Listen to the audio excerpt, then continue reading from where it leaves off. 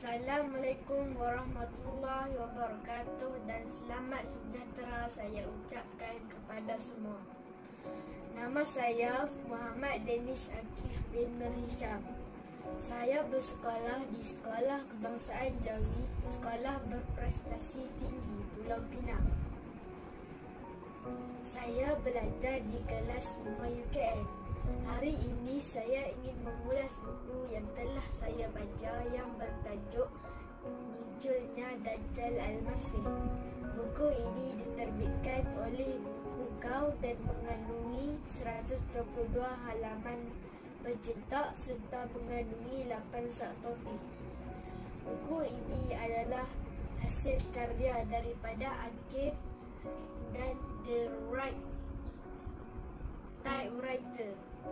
Buku ini merupakan buku yang mempunyai cerita yang mengisahkan tentang kisah benar. Perkataan yang ditulis dengan gaya bahasa yang sangat untuk mudah difahami. Selepas saya membaca kesemua subtopik yang ada di dalam buku ini, apa yang saya dapat simpulkan ialah penulis mahu kita untuk pergi ke jalan yang betul, iaitu menyembah Allah.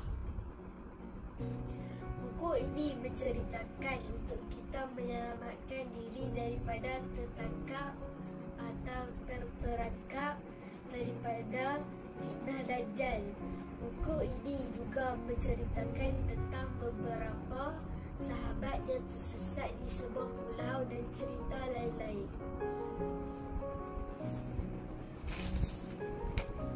Buku ini juga dapat menceritakan cara-cara untuk menyelamatkan diri daripada Dajjal, antaranya menghafal ayat 1 hingga 10 ayat surah Al-Kahfi atau 10 ayat terakhir surah Al-Kahfi.